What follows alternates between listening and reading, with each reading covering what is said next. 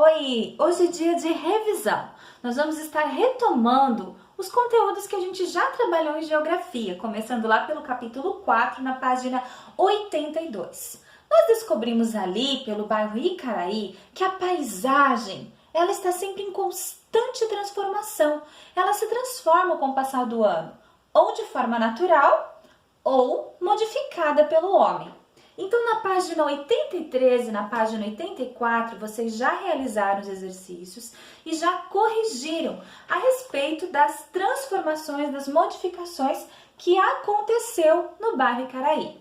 Agora, se você precisar dar uma pausa no vídeo porque você ainda não corrigiu, você pode estar fazendo isso, certo? Mas nós vamos falar um pouquinho também sobre o valor da paisagem, paisagem em destaques. O que chamam a atenção? Bem, o que traz o valor da paisagem? São duas coisas. Os elementos concretos, que são elementos fixos, ou seja, esses elementos concretos eles podem ter sido construídos pelo homem ou podem ser elementos concretos naturais, pela própria natureza, como é o caso das Cataratas do Iguaçu, certo? Também temos elementos não concretos. Prof, o que são elementos não concretos? Elementos não concretos são elementos culturais, tradições locais que transformam aquele ambiente no momento em que acontece essa tradição. Como é o caso do maior teatro a céu aberto do mundo, né? Que se encontra lá em Pernambuco, aqui no nosso país. Lembram que a gente conversou um pouquinho sobre isso? Mas entre essas questões, você ficou responsável de responder o exercício 1 da página 86, onde você ia fazer uma lista, certo? De paisagens com elementos concretos que nós temos aqui na cidade de Joinville. Então, basta a gente lembrar, a gente tem muito, o Museu da Imigração é o exemplo, um outro exemplo que a gente tem isso é o nosso Mirante, né? Que era para você ter feito essa atividade. Não se esqueça, você também enviou ela para prof. Agora, nós também encontramos paisagens em destaque, que chamam a atenção.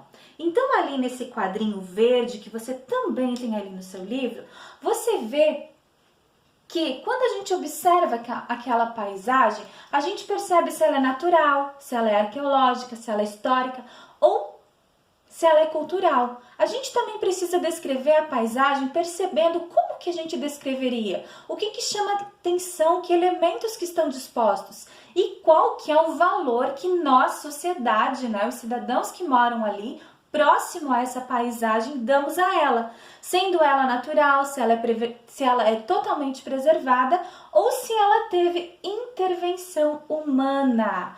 Aqui, o livro, tanto na página 87, ele traz esse exemplo pra gente e a gente pode observar que essa paisagem, ela é uma paisagem natural, mas ela também possui intervenção humana e ela tem um valor cultural a nível nacional, onde a maioria das pessoas tem o desejo de conhecer essa paisagem que está ali. Dentre isso, a página 88 foi um trabalhinho que era para você ter feito. Lembram disso? Nesse trabalhinho, você precisava, junto com o seu papai e com a sua mamãe, né, fazer essa pesquisinha e anexar essa foto lá no Clipscola enviando para mim, tá? Da página 88. Agora, conversando um pouquinho sobre paisagens que permanecem, o que são essas paisagens que permanecem? É que independente da construção, da data que ela foi construída, essa paisagem ela se torna um patrimônio cultural para todas as pessoas. Então, olha só, patrimônio cultural é tudo aquilo que possui importância histórica e cultural para um país ou uma pequena comunidade, como a arquitetura, festas, danças, músicas, manifestações populares, artes, culinária, entre outras.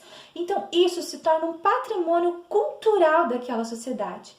No nosso caso, aqui em Joinville, nós podemos ter um exemplo, o Festival de Cucas, as danças típicas tradicionais alemães que nós temos, os encontros, certo? E agora, olha só, os patrimônios culturais oficiais de uma região, eles são escolhidos pelo nosso estado, ou principalmente pelo governo da nossa cidade. A prof quer colocar aqui alguns exemplos de imagens de patrimônios culturais que nós temos. Olha só, o Palácio do Congresso Nacional, que fica em Brasília, no Distrito Federal, onde fica, né, presidente da República. Ele é um patrimônio da nossa sociedade. Olha que linda essa imagem. Agora, o que descreve, o que diferencia todas essas paisagens? Lembrem-se disso, né? Elas são concretas e não concretas. Então, quando ela é natural, ela apresenta somente natureza, certo? Que exemplos que nós podemos dar de uma paisagem totalmente natural? Quando é uma montanha, um deserto, um lago, uma floresta. São paisagens que não possuem intervenção humana. Agora, existe também as paisagens arqueológicas, certo? Que são o quê? Que são paisagens que foram construídas há muito tempo atrás, foram redescobertas, certo?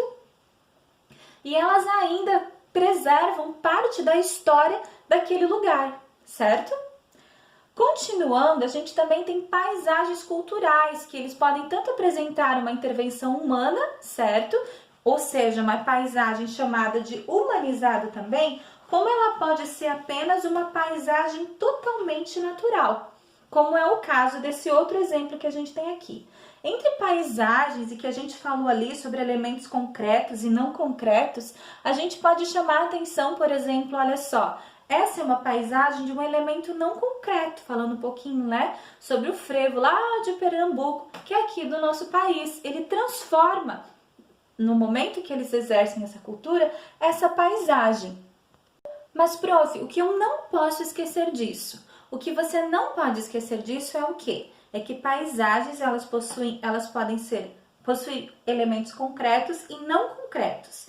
O que são elementos concretos? Fixos, construídos pela natureza ou pela sociedade local. E não concretos são aqueles que têm a parte cultural, como tradições locais naquele ambiente.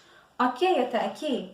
Mais alguma coisa, prof, que eu não posso me esquecer? Sim, e uma coisa muito vital. Todo e qualquer patrimônio público e cultural que teve uma história, nós devemos preservar, porque é a melhor forma da gente poder manter a nossa cultura daquela região. É isso aí, meu amor.